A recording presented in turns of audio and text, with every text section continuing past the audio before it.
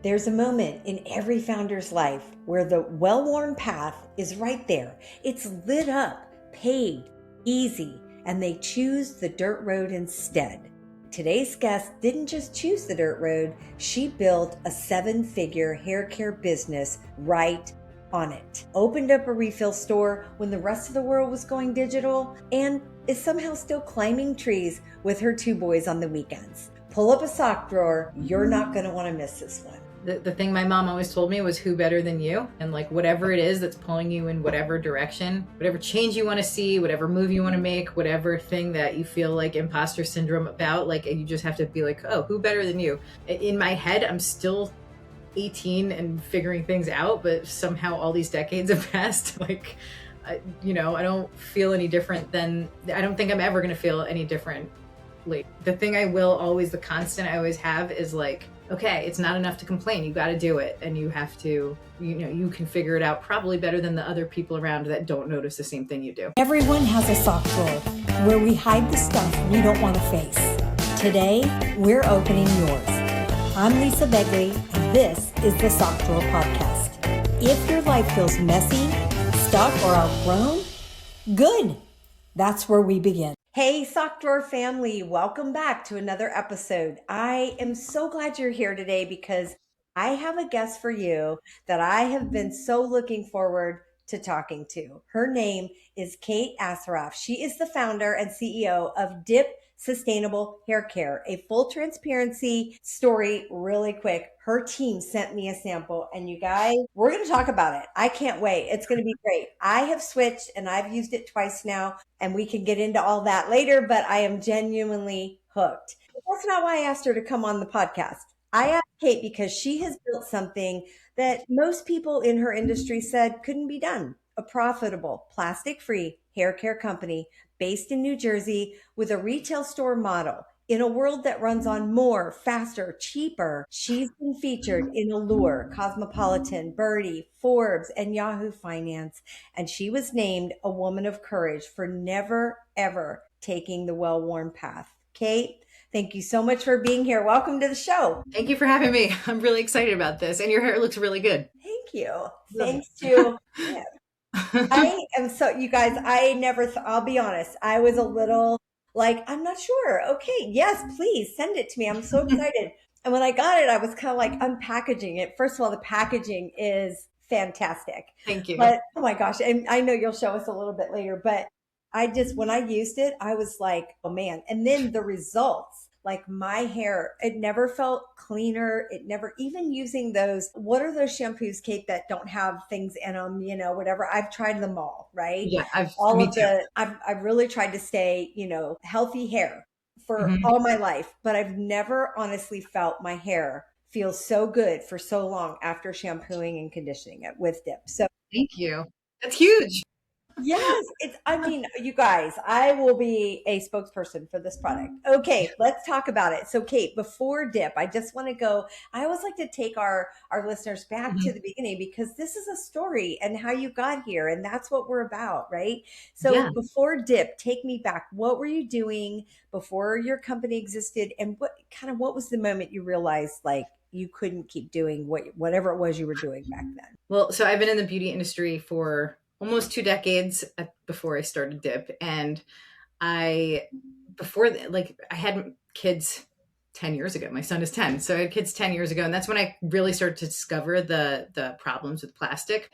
Work-wise, I was still doing beauty marketing behind the scenes for brands and consulting behind the scenes. And just, even though I had known about the problems with the plastic for like in the background, you still watched the machine of beauty churn out plastic product after plastic product because it's just the industry standard. And, I personally behind the scenes was trying to reduce my plastic in every which way. But when it came to hair care, I was just so frustrated with the options that were out there because I knew there were a lot of people that were satisfied with hair care bars, right? Like and that's fine. The plastic free part was enough for them, but I needed them to be plastic free and like really perform like the stuff I was already using, because if it doesn't work well, it's not something that you're going to buy twice. And that's the whole point of sustainability, is to get someone out of this like plastic hamster wheel and really make a change that sticks. And so I used everything I knew about hair and, just being a woman who cares about my hair to make the best plastic free bars I could. Yeah, for sure. So when you finally got this idea and you decided to pivot, Mm-hmm. what was it? Was it one certain thing? Was it just sort of over time it happened? Well, the conditioner bar, the stuff that was out there at the time, like really, really made me angry because I danced between Oribe, Gold Lust, and Pureology and Kerastase. Those were kind of my comfort brands when it came to like how I wanted the slip to feel in my hair after showering. Like I love a luxury conditioner more than anything. And I love those brands. My only issue with them is that they're in plastic, to be honest. Yeah. And so I wanted to make a bar that would behave like those, that left that slip. And, I even have, since I was 11, I brought detangler to the beach or the pool, because, I always want to detangle immediately when I get out of the water. And so I needed the bar to be so slippy that you could instantly detangle when you came out of the ocean. That was very important. Yeah. And what the thing about that is there's this sort of underlying thought process. I think that a lot of people, I know me included, that if it felt that way, it's because it was, there were all these chemicals that were making that happen. Yeah. What's the difference? So for me, my beef is not with hair care science. My beef is with plastic. Okay. And so that's a big point of difference between us and other brands. Like, I'm not anti-science. I'm not anti-chemist. I want the stuff that works to be in the bar. I just don't want the bottle. And I think that there's more people like that than people that are like, I want every single thing out. I need an all natural bar. And of course that market is satisfied. There are like 200 brands that satisfy that consumer. For me, it was like, I just don't want more bottles on the planet. Yeah. Like, I still want a clean formula, obviously. So we built our formulas to Credo's standards of clean, but that's the clean wasn't the goal. It was the effectiveness and making it so good that the bottle didn't matter. And I guess the other thing is that because I spent a luxury conditioner was my, like, some people are like shoes, some people are bags, some people are makeup. Mine was luxury conditioner. And so I would spend whatever on it as long as it gave me that feeling. So I used to spend over $500 a year if I just tallied it up embarrassingly on conditioner.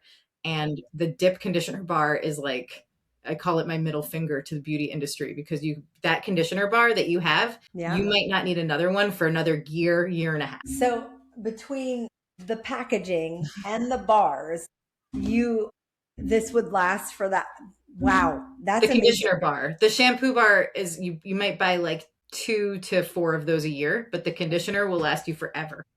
I love that. And it makes your hair feel so good, you guys. I can't even tell you. Thank you. So, okay, so how does one go from, if someone's listening and they're like, I have an idea and I would like to bring it to fruition, what steps did you take at that point? You decided that was the frustration for you and I'm going to do something about it. So what did that look like? So before I ever decided anything, I spent some time in that industry. Okay. I think it's really important, even if you spend 6 months in an industry. So say you have an idea. I always use hammer as an example. Like, if you want to come up with a new idea for a hammer, right?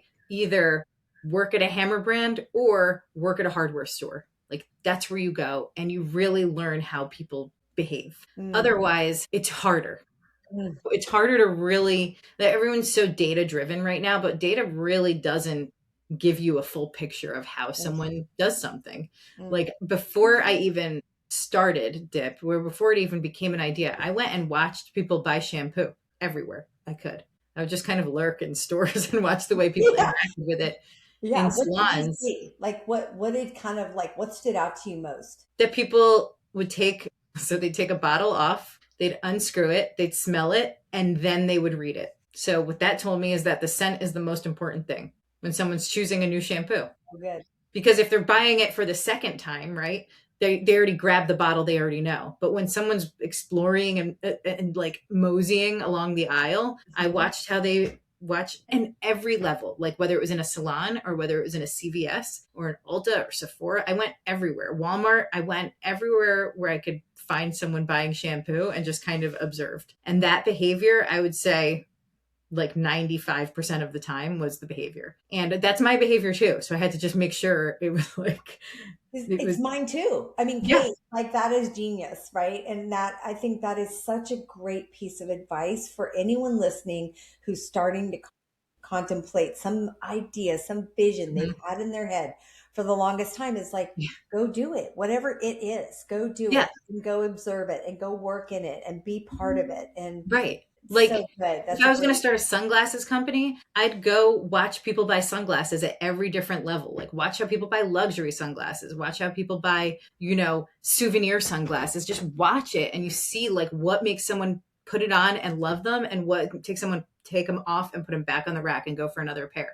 And like it's just, I mean, it's so simple. I don't know whether I call it genius, but like it is so simple, but it's a lost art. Like people don't go out in the field. no, I agree with you. And I don't think people think about that. I think they're so caught up in their vision and Yeah. I'm one, right? I I speak on this very clearly because I've experienced it personally. Like you don't think about it. You don't think Right. about, should I go do some research, especially with, like you said earlier, like we have research at our fingertips. Yeah. So we can find it out. We can get the information. We can even ask AI, if someone shopping at Walmart, what do Right. they do when they're looking for, the Yeah. best hammer or so I think people forget it is a lost art. And I think people forget the actual doing of Yeah. that Well, it rather doesn't than feel like work. it Do you know what I doesn't. mean? It Yeah. doesn't feel like work, which is like sometimes you kind of negotiate with yourself. You're like, I actually should be doing something more important. I should be doing whatever. But there's nothing more important than understanding your customer. I think it's the number one thing. And also understanding who your customer isn't. So you have to know who they are and who they aren't. And Mm, like, I know that really, really well after 4.5 years of having this business. I know the customer inside and out, and I adore the customer. Like, I adore the person who goes out on a limb and buys dip because we don't advertise.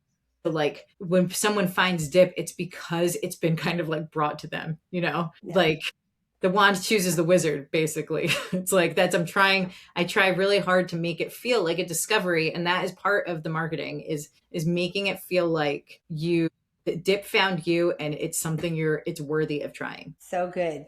So good. I have a question for you. So yes, and I'm a boomer, right? And I'm all about it. So there's that. You've been called the woman of courage for never. I love this. I love it. Never ever takes the well-worn path. Like it's so true because you didn't, right? Yeah. And when you read that, I'm just curious, when you read that about yourself, like does it what does that feel like? It's weird. I hear It's you. weird. I Well, hear you. I mean, in my personal life, I'm very unserious. Yeah. I mean, you can tell in the branding and the marketing. I don't take it all that seriously. At the end of the day, I'm selling shampoo and conditioner, but I'm also trying to sell a good time. Yeah. But I think that there's a lot of people that go into entrepreneurship and take themselves so seriously that like they want those kind of accolades. Like the accolades will come after you do something. Do you know what I mean? Yeah. I couldn't agree with that more. And I also included in that is, and you're doing this, right? You're giving back to the planet, you're giving back to the earth, you're giving back to our children who are growing up in a plastic filled world, right? Yeah. So I think I always say once you give and you're giving back to something, somebody, some other way, it will come. I agree. The things, they will come. I agree. I think, and so I run my company with generosity at the forefront for our retailers, for our customers. Like, I'm not generous with non-customers. Like they're still strangers, right? But Yes. I don't want somebody to hear this and be like, oh, I'm going to call and ask for free product. That's not who I'm generous with our customers and our retailers. And I really, really love, I mean, I wouldn't be anything without the customers, right? And my team. But for the most part, without the customers, there'd be no dip. And I never, ever take that for granted because I think a lot of companies do. I think they treat customers like consumers. They call them data points. They're so distanced from the people that they sell to. And Yeah. I find it horrifying. And I actually, part of me secretly likes it because that lets me have a more human company. And that's my point of difference. But it is a very weird world out there in commerce. I can only imagine. So All right, never had done that path. Okay, so what's something that you believed? I'm just curious about yourself and now, or even about business, I guess, in the early days of Dip that kind of turned out to be, you could look back now and go, that was completely wrong. I was very nervous about doing it all by myself. I was very, very scared, to be honest. Before Dip, I had a different business and I had a business partner and it didn't work out. And I had lots of entrepreneurs have that kind of history where like they had a business partner, it didn't work out. This time I was like, okay, I'm going to bank on myself. But saying that with confidence doesn't make you confident, right? Like I was still Yeah. scared. I was still super scared to launch. I was scared no one was going to like it. I was scared I was too late to the market. I was scared people, I had carried a lot of shame with my first business closing down. I was scared people, when you start a company, it's your first circle that buys it. I was like, oh my God, is my first circle going to like roll their eyes, or are they going to start a killer? Are they going to buy it again? Like those are very, very human pieces of the shame of closing something down the first time and then having to pick yourself back up and do it again. Those were things that were tough for me. Couldn't show it, but it was tough. Yeah. I have the voice of, so my mom passed away when I was pregnant with my first son. And her thing that she would always say to me was, who better than you? And I always loved it. Was my whole life. So I'm going to go on a little thing about my mom. My mom, I'm one of four, and she was born and raised in England, moved to Iran, escaped Iran during the revolution with my dad. She raised 3 kids in the desert in Iran, came here. She's a master roller skater, master knitter. She won the Pillsbury Silver Spoon. She had her PhD in anthropology, and she switched careers more than once. And she was just a rock star and funny in 8 languages. Like she was the epitome of like capable, And so she would always say like, the doing is the magic. Like that's, and I see that a lot. I see it, like I pass it. My sons are now 10 and 8, and the doing is what makes life feel so cool. Kate, that when someone has a vision, they want to pivot and they want to build something, one of the first things you said to do was go out and do the research, right? What would be the next step now that you have that research? What's the next step in that journey look like? Fall in love with a name, but not too much in love. You got to fall in love with a name and figure out if you can trademark it. Okay. Because I think the name, like, okay, you know what the idea is, right? I knew I wanted to do plastic-free shampoo and conditioner, but then it was like, okay, what is it going to be called? Like, how am I going to, because the whole personality of the brand comes from the name, I think, in everything. And there's a few other like instances where that doesn't factor in, but that I think that's a really important thing, because sometimes people get so excited about what they're going to call their business, and the trademark office has other plans for you. Okay. So Good advice. The naming comes actually before even the product development, because you have to start building like the visual assets, the logo, then get the socials, get your domain. You have to do so much stuff surrounding the name that it's really important that you decide that part and learn to protect it quickly. Okay. I love that. Name, protect quickly, then you can start to build the foundation of it all. You mentioned product development. Tell me more. Yeah, product development. So for me, sometimes people ask me if I started Dip in my kitchen, in my own bathtub. That is not what I did. I've been in the industry for a very long time. I hired the best chemist that I knew. So I hired the best chemist I knew and I had a relationship with. And another important thing when you're starting a business is, if you're in the industry, right? Like I was in the industry, is negotiating your minimums down as far as they will let you. Okay. Yeah. Like it's something people don't often do. Someone will be like, okay, you need to order 10,000 of each. And then already you're in panic mode and it's a non-starter. So for me, this is because I had the industry experience and I had the relationship. I was able to negotiate down to 250 of each unit, which I think is very, very important. I think it's the most important advice that I will say. Like you have to negotiate your minimums. People, if you can prove that you're reliable and you can sell something, the minimums are just kind of like a little buy-in. There's just a little bit of extra time until the manufacturer gets a bigger PO from you. And I think that's important. And then for product development, I wanted the best hair care bar for all hair types. That was the challenge I gave my amazing chemist. I was like, I want one bar for one family, regardless of how many different curl patterns or hair types were in that one family. Because as you know, the moms are challenged with having to buy the stuff for the entire family usually. And a shower can become cluttered really quickly if you have 4 or 5 different hair types in your family. Yeah. 6 plastic bottles sitting around. Yeah, Yeah. I hear you. Yeah. So, okay. Now I love that. And I think you've mentioned a few times about retail, get it into Mhm. the stores. So tell me a little bit about that because I know that's a passion of yours. It is. So we don't sell dip on Amazon. That is intentional because I want to sell dip in your local refill store, in your local salon, in your local surf shop. I I have such a passion for, the bigger picture of sustainability, the bigger picture of what your neighborhood looks like, the bigger picture of how kind of information is passed on in a community. Like think about the difference in buying a surfboard at a surf shop versus buying one at Costco or Amazon. Yeah.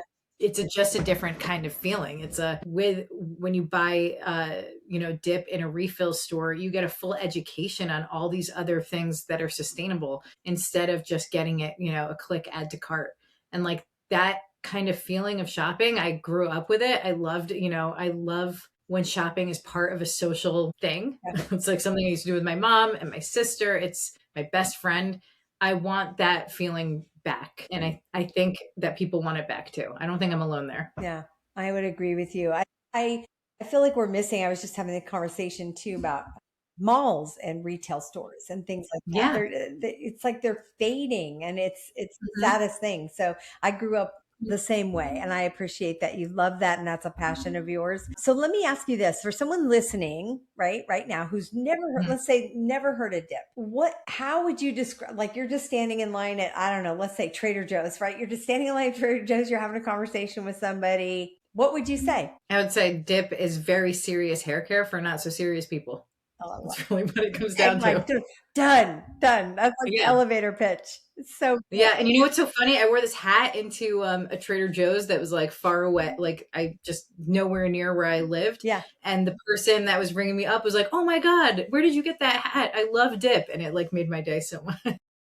My gosh, that is so cool. Well, that's a testament to, first of all, you said It was so earlier, no cool. marketing, right? Just love that. What do you think contributes to that? The excitement. The excitement, I think, what contributes to people knowing at a different location, completely far away from Mhm. where it all started, and now somebody knows who Dip is. I love Dip, and you're wearing a hat, but yet you don't market, right? You don't Right. market, it can be done, is what you're Yeah. saying. But how do you Well, think that's happening?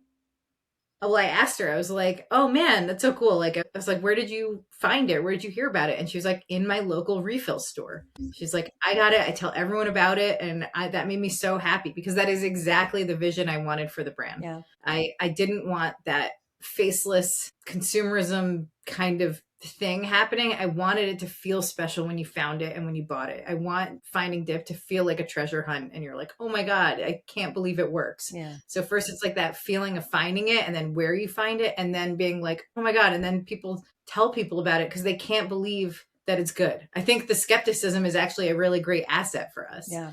because a lot of people go into trying dip with very low expectations. They're like, "Great, Yeah. I'm gonna try this bar." And I was the same way. If I was someone else trying dip, I would be like, "Okay, here we go again." Yeah. But then, I made sure it made me very happy. Hopefully it makes everyone happy. Yes. And that's part of what you're doing too. It does. And it Mhm. made me so happy. You're not just selling a product, right, Kate? Mhm. You're asking people to change their behavior a little bit. So Yeah. buy better, buy less, shop small. That's a hard Yeah. ask in today's like the faster the better environment, right? So how do you stay It's convicted on a Tuesday when the numbers are, can be like, how do I compete with Amazon kind of a thing? I'm very lucky that it's very rare for our numbers to be bad. I'm very very fortunate in that way, and I like to think that that is because someone's telling their best friend or their sister about it. These conversations are happening all over the country without even my involvement. Yeah.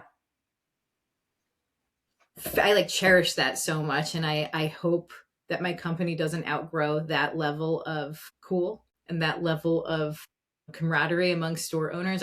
I'm not looking forward to the next, like, say, the big growth stage. I'm actually really enjoying the stage that it's in right now. And I'm so thankful for the store owners out there that do talk about it and the salon owners. Like, I mean, imagine like when I got dipped into the first salon, like cried. So I couldn't believe it. I was like, oh man, they like, it's real. That's very validating that someone would take it seriously enough to put it in a salon. And that was number one. And then it got into a celebrity salon. And I was like, oh my God, that's even cooler. And then it also got into a curl specific Black owned salon. So it's validated even in that community where someone was like, I've been the stylist that owns the salon. She's like, I've been looking for something that works on my type 4 hair forever, that's sustainable. And I'm so proud to be able to give this to my clients. And like, so I mean, those conversations just start to multiply without the internet. Like say the internet disappeared and went poof, like Dip would still survive. And that is very cool. Yeah,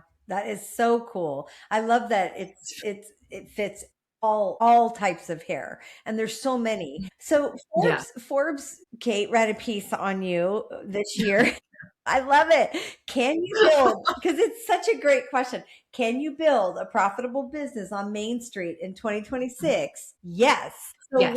what's the part of that yes that nobody really tells you about? They don't tell you what the actual cost is of putting your stuff on Amazon. They don't talk about what that real cost is to your own brand and to the small stores. Yeah. Like for me, someone only needs to buy the conditioner maybe once a year and the shampoo a couple times a year. So if someone decides to purchase on Amazon instead of, we don't exist on Amazon, but say someone did, instead of buying in that small store owner now has a full year gap before they're able to sell Dip again. I think about that a lot. I think about like the byproduct of what it would be to put something, remove the friction points. I'll just say it that way. Yeah. And, you know, it's not a morality thing. It's a care for my independent retailers thing. And I think that that's something that if more brands kind of followed suit, they might actually be more successful and have to sell less of what they're selling if they were more intentional about where they put it. I love your heart, Kate. You've said this a few times. Thank you. Yeah. Refill versus retail. Like, is this one and the same? Refill store, retail store, same thing? Yeah. Okay. Yeah. Well, a refill store is they're a specific kind of retailer. So Okay. you go in, so say you finish like the hand soap in your family and you want to go you can just go refill it. You don't have to buy a new thing every time. Or like laundry jug. But then there's other things that depending on what store, there's different stuff you can refill. So like my refillery has spices. I save a ton of money on spices because when you're buying spices in the grocery store, you're buying the jar and the shipping, but you can just put a cup, like a bay leaf weighs nothing. Yes. You shouldn't be buying bay leaves in a glass jar. I don't know, pasta, mango cheeks, like, I don't know, there's bubble bath. I don't know. I refill everything that I can because I think it's the right thing to do. It also makes me happy. And I love walking into a store and having a relationship with the store owner and the staff. I think it's a bit of nostalgia I'm trying to keep. And I think that, you know, I just think I studied economics. So you think of everything in like a web, you know, that is a place that employs, you know, younger people. It might be someone's first job in high school, like working at that store or any store in your town that you want to support. Like and those are like, I hear a lot of people complaining about how younger people don't have social skills. And it's like, well, that first of all, it's a broad stroke, not fair to young people, but like also, you know, we're eliminating all of the places that hire kids to get those first jobs. And I think that it's really important to just kind of, I'm not saying never shop on Amazon, but just redirect your energy right in front of your nose in your neighborhood. It went not all the time, but some of the time. Yeah. Make an effort. I think we all got so caught up in convenience, especially through 2020, that we didn't.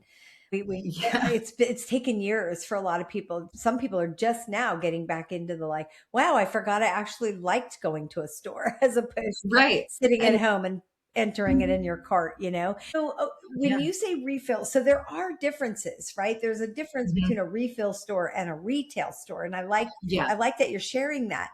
Where would someone go, or how would someone find a refill store? Well, the easiest way that I would like to send them to is going to dipalready.com and looking at the store locator. You're going to find one. Okay. We're in a lot of them. I do a lot to champion this type of store because I think it's bigger than Dip, right? I want people to go in, like, you know how people used to go into like Target for one thing. It was a big joke and they'd come out with many things. Yes. I want that energy put into a refill store, like eco store where you go in to buy dip and you're like, oh man, I don't need to buy paper towels anymore because I can buy this, and I can Yeah. like, so I want that target effect in the sustainable shops. And I think that is the best way to get people in and like excited about sustainability instead of kind of barking at them about all the really scary statistics that are out there. I Yeah. don't think that helps anyone. No, and I love that. Plastic to me, I'm with you on the whole. Anyway, that's a whole nother podcast. So listen, I want to jump into you a little bit, right? CEO, mom of two boys, trail runner, surfer, which I love that. You climb trees. That's a lot of identity, I think, to hold on to at one time. Which one of those do you think gets shortchanged, if any, most often, honestly? Oh, the exercise version of me. I throw her out the window all the time. You gotta go. You gotta go. But tell me about surfing, trail running, things like that. Like what have you grown up My number doing one that? is trail running. I love trail running so much. Surfing, I'm terrible at. I only do it on vacation. I love it, but I'm Yeah. terrible. Still fun though. It's so fun. You know what? It's so hard. Like you could fail at it like 100 times and then catch one wave and the day is worth it. But trail running, I'm pretty good on two legs and I love running in all four seasons here in New Jersey out in the woods. Yeah. And I mean, it just makes me so happy. I love like, I run without music. I love to listen to nature and like the crunch of leaves. So just like little things. Yeah. I love the light shining through the leaves is like one of my favorite things. I love the forest. So I go there a lot. Dip is actually this year we're sponsoring vacation races. So we've partnered with vacation races, which are they're races around the national parks for this year. So those start in June. And I'm like really, really excited about those because for me, like I don't often talk about this, but the shampoo is gentle enough to use every day. And that's because I run. So you don't have to choose between your run and a good hair day, which is something I used to always have to do. I was like, oh, did you make it a shower or run today? Or is it going to be a hat Yeah. or a fun day? And so anyone who needs to shower more often, whether you're like a runner or just, we're going to Pilates or whatever, or if you work in the ER or work in a pediatrician's office or I don't know, any kind of, if you work in a kitchen, Yeah.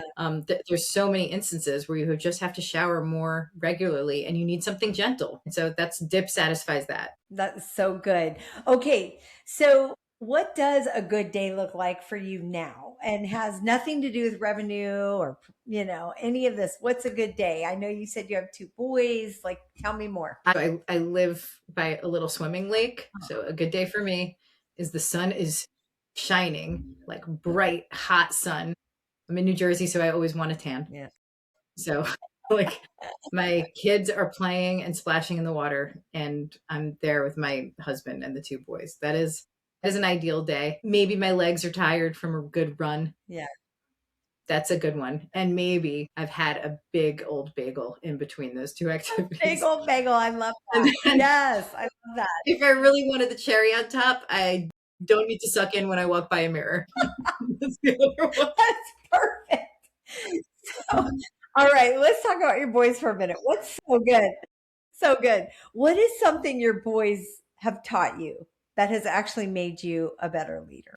So they have taught me that it's really, really, your experience on earth is very small. And it's important to know that. Like when you grow up, you only think of your parents as adults, Yeah. right? And you don't think of what it was like to teach yourself how to, I don't know, walk, talk, use the bathroom, like these just normal things. Yeah.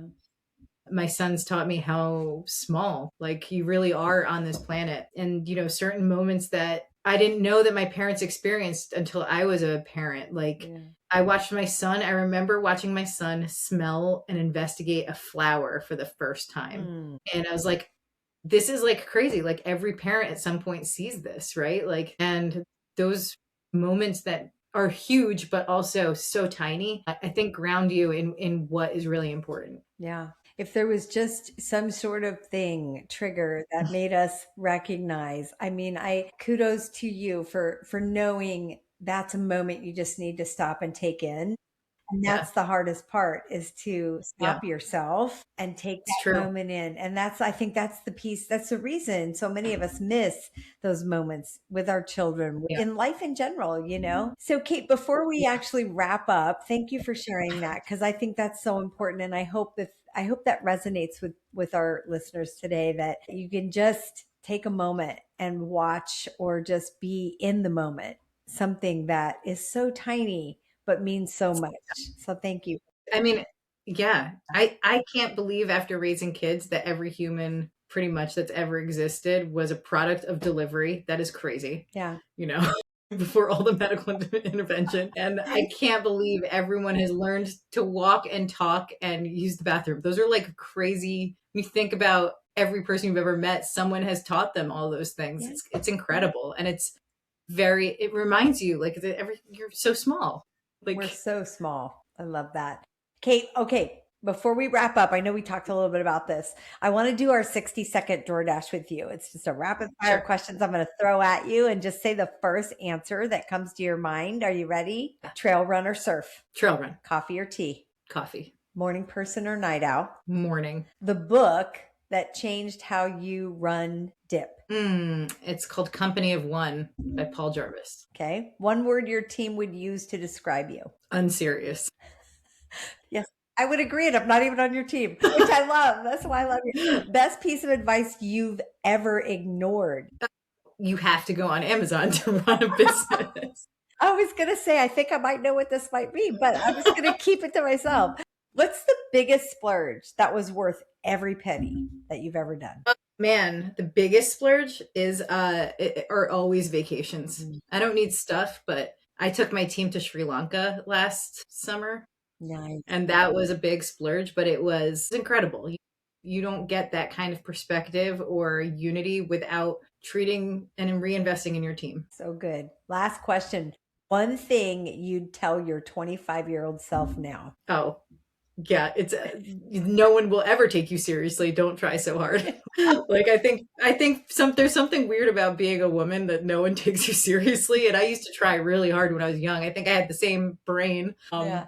And I'm now 42 and still no one takes me seriously. And I don't really care.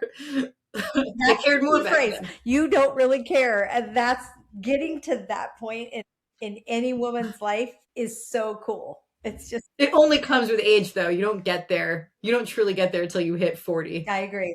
I agree with that. So, or 60. Look out.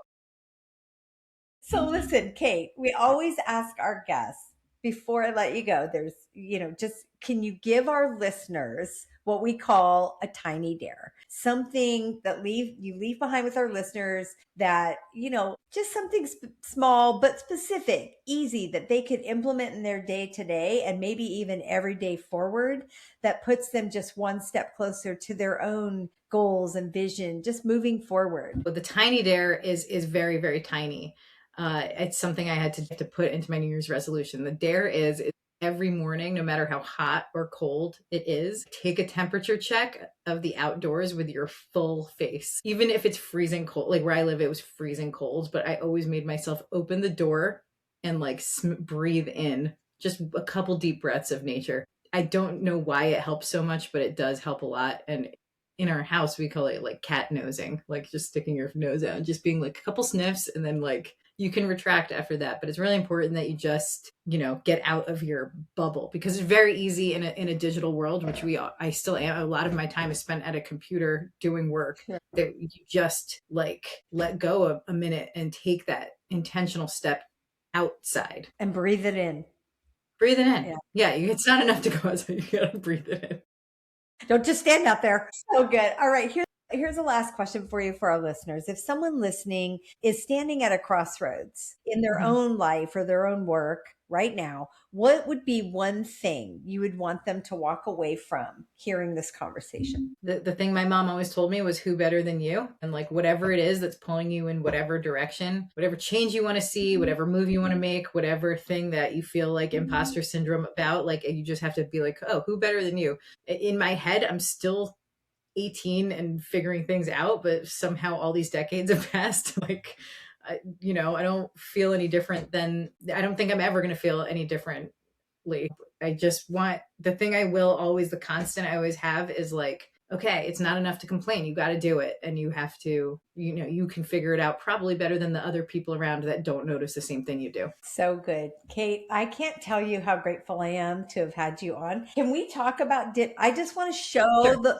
because we are on, people are listening and I'll try to describe it, or you can try to describe it, but show us the boxing and all of the stuff because it's so cool. I love it. I only have the minis on me right now and they're in 2 different places, but yeah, we have this like gift pack. So it looks like a Trapper Keeper because I'm tragically millennial.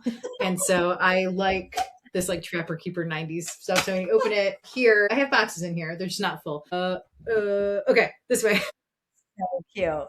Yeah, they're very, very compact. And something you should know, there's like these little spoofs of Garbage Pail Kids. I call them Garbage Fail Kids. So if you're like, Gen X, older millennial. Yeah. This is like, they're just like little funny things I have in here. And actually our customers name them. We do contests every July and our customers name them. And then the shampoo and conditioner, they come in like this big size. And then they also come in a mini size. So you can try them without worry. But you don't need to worry because for every 10,000 bars we sell, maybe we get like 4 returns. People really tend to like it once they get it. And that's the testament to my amazing people that, help me create dip every day. Well, I am a lifelong customer. I love it. I am so grateful for the opportunity to try it and also to have you here. Truly blessed to have you here to share your story with our listeners, with me, and I couldn't be more grateful. So thank you for being here. And guys, listen, to everyone listening, I'm here for you. You know this, and you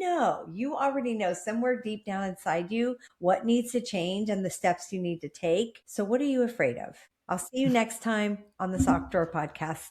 Have a good day. Every week we come here and open the drawer. You already know what's inside. You always have. And if this conversation challenged you in a good way, and you think it will help challenge someone else who needs it, send it to them, because that's how we pay it forward together. Subscribe and follow so you never miss what's coming next. And find us at thesockdrawerpodcast.com.